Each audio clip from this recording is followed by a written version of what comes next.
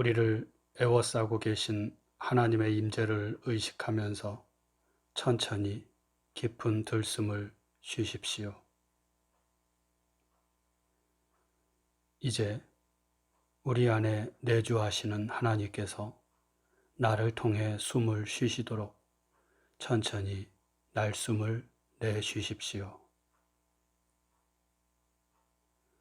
이렇게 천천히 들숨과 날숨을 반복하면서 하나님의 임재 가운데 머무르십시오.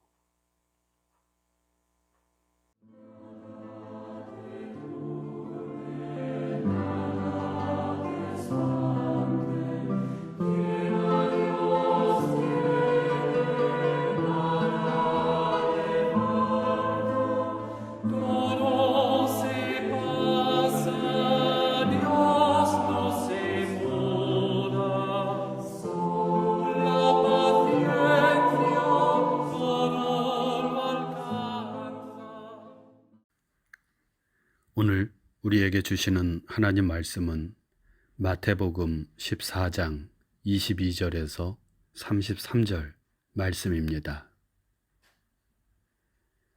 이제 낭독합니다. 하나님 말씀에 경청하십시오. 예수께서 즉시 제자들을 재촉하사 자기가 무리를 보내는 동안에 배를 타고 앞서 건너편으로 가게 하시고 무리를 보내신 후에 기도하러 따로 산에 올라가시니라. 저물매 거기 혼자 계시더니 배가 이미 육지에서 술이나 떠나서 바람이 거스름으로 물결로 말미암아 고난을 당하더라. 밤 사경에 예수께서 바다 위로 걸어서 제자들에게 오시니 제자들이 그가 바다 위로 걸어오심을 보고 놀라 유령이라 하며 무서워하며 소리 지르거늘 예수께서 즉시 이르시되 안심하라 나니 두려워하지 말라. 베드로가 대답하여 이르되 주여 만일 주님이시거든 나를 명하사 물 위로 오라 하소서 하니 오라 하시니 베드로가 배에서 내려 물 위로 걸어서 예수께로 가되 바람을 보고 무서워 빠져가는지라 소리질러 이르되 주여 나를 구원하소서 하니 예수께서 즉시 손을 내밀어 그를 붙잡으시며 이르시되 믿음이 작은 자여 왜 의심하였느냐 하시고 배에 함께 오르매 바람이 그치는지라 배에 있는 사람들이 예수께 절하며 이르되 진실로 하나님의 아들이로소이다 하더라. 주신 말씀을 잠시 묵상합니다.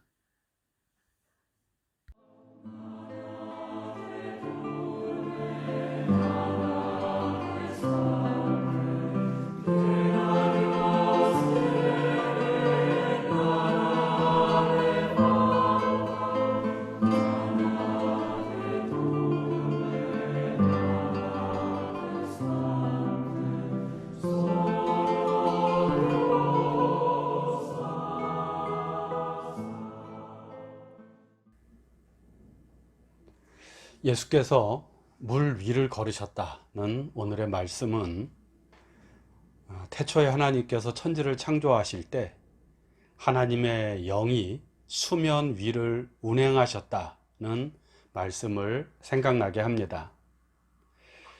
마태는 물 위를 걸으신 예수는 곧 태초에 수면 위를 운행하시던 하나님과 같은 신적인 존재라는 것을 증거하고자 했던 것으로 보입니다. 이 놀라운 사건은 누가복음을 제외한 마태복음, 마가복음, 요한복음 이 복음서 모두에 기록되어 있습니다. 그런데 이 세 복음서 모두 이 사건을 예수께서 물고기 두 마리와 보리떡 5개로 5,000명이나 되는 사람들을 먹이고도 남았다는 소위 오병이어 사건 이후에 일어난 일로 소개하고 있습니다. 이것은 예수께서 물 위를 걸으신 사건이 오병이어의 기적과 아주 깊은 연관성을 가지고 있다는 것을 보여줍니다. 오병이어의 기적 이후에 예수께서는 제자들을 갈릴리 호수 건너편으로 보내십니다. 22절 말씀이죠. 예수께서 즉시 제자들을 재촉하사 자기가 무리를 보내는 동안에 배를 타고 앞서 건너편으로 가게 하시고, 여기서 풀어보고 또 생각해 보아야 할 단어 하나가 있습니다. 그것은 재촉하사입니다. 이것은 헬라어로 에난카센이라고 하는데요. 그 뜻은 억지로 강요하다, 혹은 하기 싫은 일을 억지로 하게 하다, 그런 뜻입니다. 이것을 통해서 알 수 있는 사실, 제자들은 배를 타고 바다, 갈릴리 호수를 바다라고 하죠. 바다 건너편으로 가고 싶지 않아 했다는 것입니다. 하지만 예수께서는 그런 제자들을 억지로 강요해서 건너가게 하신 것입니다. 제자들은 왜 갈릴리 호수 건너편으로 가려 하지 않은 것일까요? 일단 생각할 수 있는 것은 제자들은 오병이어의 기적이 일어난 그 영광의 자리에 그대로 머물러 있기를 원했을지 모릅니다. 예수께서 받으신 영광을 자신들도 누리고 싶었을는지 모릅니다.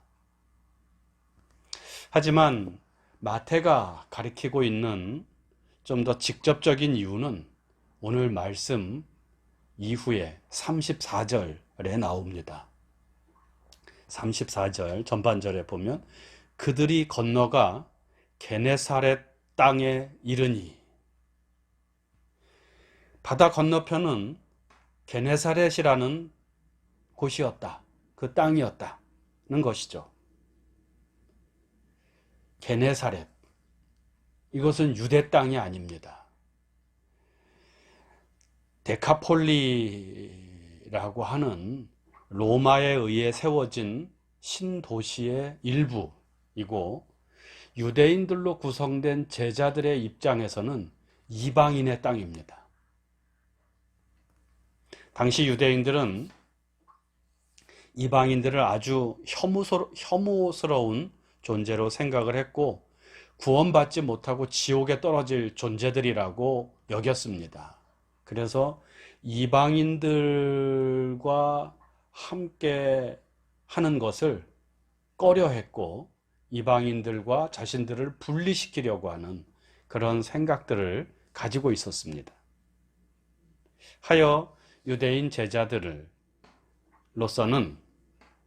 당연히 바다 건너편 이방인의 땅에 가기를 꺼려했던 것입니다.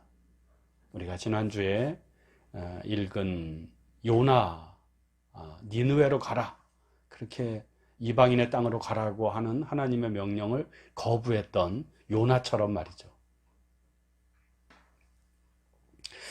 그러나 모든 사람들을 편견 없이 사랑하신 예수께서는 그 이방 땅에도 복음이 전해지기를 원했습니다. 그래서 제자들을 억지로라도 바다 건너편으로 가게 하신 것입니다. 이것이 오늘 물 위를 걸으신 기적 사건이 일어나게 된 배경입니다. 제자들을 먼저 바다 건너편으로 보내신 예수께서는 오병이어로 모인 무리들을 다 흩어 보내시죠. 그리고 홀로 산에 올라가 기도를 하십니다. 무엇을 기도하셨는지는 알 수 없으나 무리들이 먹을 양식을 가리키는 말씀을 따라서 사람들이 잘 살아가기를 기도하셨을 것 같습니다. 또 특별히 툴툴거리면서 배를 타고 떠난 제자들을 위해서도 기도하셨을 것이라고 생각합니다. 지금도 예수께서는 우리를 위해서 기도하십니다. 우리가 말씀을 따라 잘 살아가기를 기도하고 계시고, 또 우리에게 맡겨진, 우리가 맡은 사명을 잘 감당해 나가기를 기도하십니다. 예수께서는 결코 우리로 하여금 홀로 믿음의 삶을 살아가도록, 그 무거운 짐을 지고 가도록 하지 않으십니다. 항상 우리를 눈동자같이 살피시고 항상 우리가 바른 길을 갈 수 있게 되기를 기도하십니다. 예수께서는 기도로 우리와 함께 하시는 분이십니다. 이것을 알아차리고 사는 것이 중요합니다. 이처럼 예수께서 무리들을 보내고 홀로 기도하시는 동안 제자들은 배를 타고 바다 한가운데까지 나갔습니다. 그런데 거기서 큰 풍랑을 만났습니다. 제자들 중에는 뱃사람 출신들이 많이 있었지만 저들의 경험이 무용지물이 될 정도로 큰 풍랑이었던 것으로 보입니다. 그 큰 풍랑 앞에서 제자들은 앞으로도 가지 못하고 뒤로도 가지 못하는 그런 상태가 되었고, 말씀에 의하면 제자들은 그날 저녁 때부터 예수를 만난 다음날 사경, 우리 시간으로 말하면 새벽 한 3시부터 6시 사이까지 그야말로 밤새도록 이 풍랑과 맞서 싸워야 했습니다. 24절, 배가 이미 육지에서 술이나 떠나서 바람이 거스름으로 물결로 말미암아 고난을 당하더라. 한마디로 역풍을 만나 고생하고 있었다는 이야기인데, 여기서 거스르다라고 하는 말은 적대적인 이라는 말로 번역될 수가 있고요. 특별히 물결을 거슬렀다, 바람이 거스름으로 물결로 말미암아 고난당했다. 여기서 이 물결이라는 말은 아네모스라고 하는데요. 이것은 파도를 지칭하는 단어이긴 하지만 동시에 하나님의 뜻과 반대되는 세상의 풍조를 가리키는 말입니다. 에베소서 4장 14절에 이런 말씀이 있습니다. 이는 우리가 이제부터 어린아이가 되지 아니하여 사람의 속임수와 간사한 유혹에 빠져 온갖 교훈의 풍조에 밀려 요동하지 않게 하려 함이라. 여기에 풍조라는 말, 이게 같은 말입니다. 제자들이 만난 풍랑, 아네모스입니다. 풍조가 무엇입니까?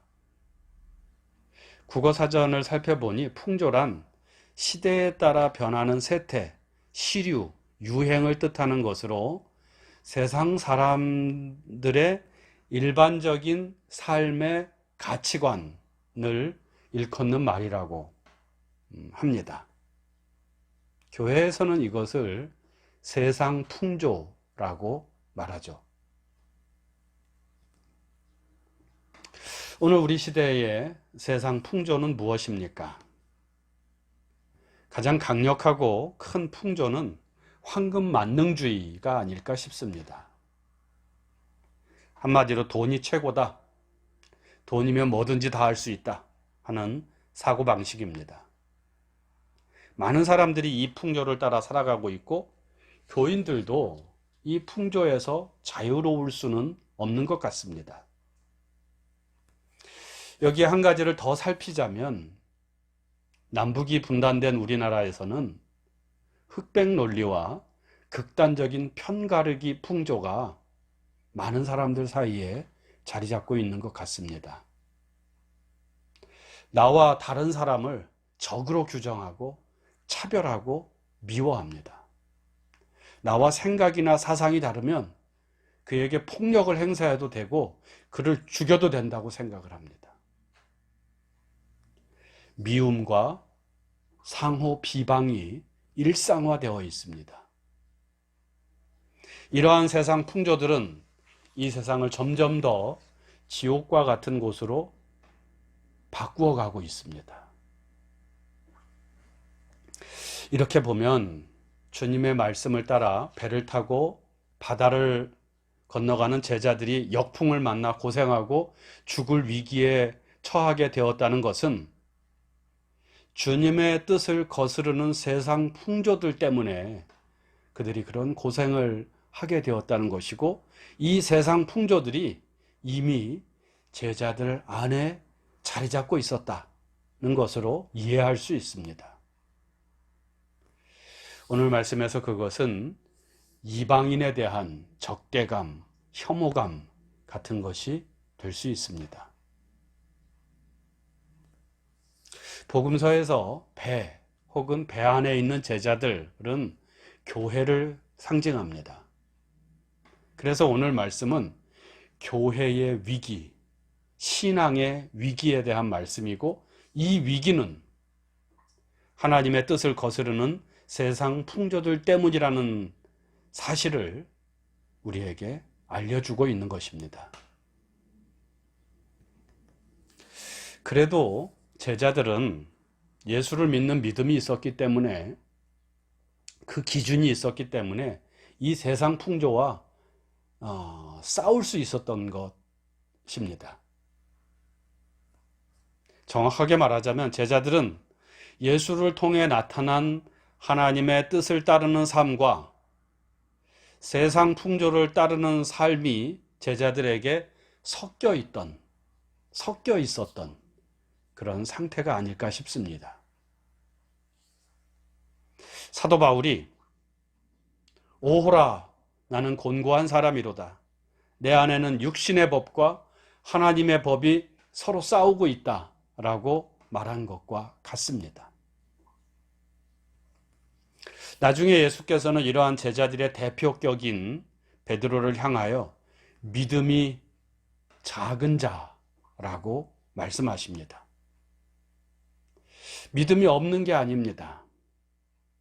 하나님의 뜻은 예수의 말씀을 따라 살아가는 것을 통해 이루어진다는 믿음이 있습니다.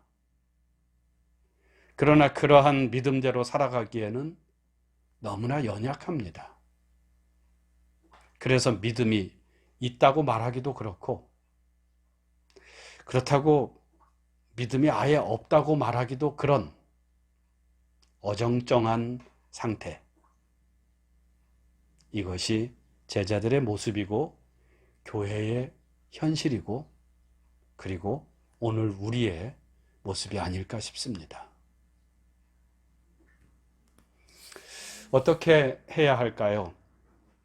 어떻게 해야 우리가 세상 풍조를 물리치고 오직 주님의 말씀을 따라 사는 참 생명의 길을 걸어갈 수 있을까요? 오늘 말씀에서는 이러한 세상 풍조로 인해 고난당하는 제자들에게 예수께서 다가오셨다고 말씀하고 있습니다. 다가오시는데 그 풍조 속으로가 아니라 그 풍조, 그 물결 위로, 그것을 초월해서 걸어오십니다. 예수님은 그런 분이십니다. 세상 풍조를 초월하신 분이십니다. 무엇으로? 어떻게 초월하셨습니까? 자기를 완전히 비우고 오직 하나님의 뜻에 순종함으로 세상을 초월하셨습니다. 비워내야 가벼워질 수 있고요. 그래야 세상 풍조를 초월할 수 있습니다. 우리의 주님은 그런 분이십니다. 물 위로 걸어오시는 분. 이 예수께서는 제자들에게, 베드로에게, 그리고 오늘 우리에게 너희도 물 위로 걸어오라, 그렇게 말씀하십니다. 너희도 세상을 초월할 수 있다. 세상을 이길 수 있다. 말씀하십니다. 28절에서 29절. 베드로가 대답하여 이르되 주여 만일 주님이시거든 나를 명하사 물 위로 오라 하소서 하니 오라 하시니 베드로가 배에서 내려 물 위로 걸어서 예수께로 가되. 그런데 베드로는 30절에 바람을 보고 무서워 빠져가는지라 소리질러 이르되 주여 나를 구원하소서 하니. 이것은 하나의 부정적인 예이지만 이 말씀 안에서 우리는 세상을 초월하는, 세상의 풍조를 이겨내는 길을 발견할 수 있습니다. 그것은 한마디로 믿음입니다. 이 믿음은 예수의 말씀 안에 하나님의 뜻이 담겨져 있고 참 생명의 길이 있음을 확실히 믿고 그리고 그 말씀대로 살아가는 것입니다. 말씀을 듣는 것이 믿음이 아닙니다. 말씀을 듣고 그 말씀대로 살아가는 것이 믿음입니다. 주님께서 오라 하시면 그 말씀을 듣고 오직 그 말씀을 따라 행하는 것이 믿음입니다. 가장 안 좋은 것은 믿음대로 살기도 하고 세상 풍조대로 살기도 하는 것입니다. 적당히 타협하는 것이죠. 오늘 말씀에 의심이라는 말이 나오는데요. 이것은 두 마음을 품은 상태 혹은 두 가지를 동시에 보는 것입니다. 말씀대로 사는 삶과 세상의 풍조를 따라 사는 삶이 함께 있는 상태가 의심이라고 하는 것입니다. 여러분은 지금 어떤 상태에 놓여 있습니까? 믿음으로 살고 계십니까? 아니면 믿음과 의심 사이를 왔다 갔다 하면서 살고 계십니까? 주님께서는 우리에게 말씀하십니다. 믿음이 작은 자여, 왜 의심하였느냐? 그리고 주님은 또 말씀하십니다. 오라. 내 말을 믿고 나를 따르라.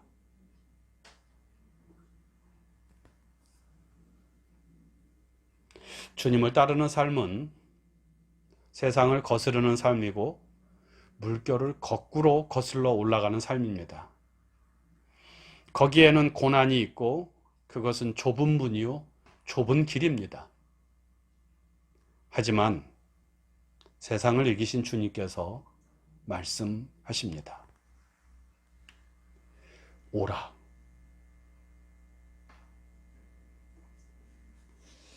묵상하겠습니다. 주님께서는 하나님의 뜻과 세상의 풍조 사이에서 흔들리는 우리에게 오라 하십니다. 믿음으로 의심하지 말고 나를 따르라 말씀하십니다. 말씀을 따라 살아가는 믿음의 삶 속에서 장애물은 무엇입니까? 무엇을 의심하고 있습니까? 지금 믿음으로 오라 하시는 주님의 말씀을 묵상하면서 우리가 믿음으로 살아 순종해야 할 삶이 무엇인지를 묵상하겠습니다. 묵상합니다.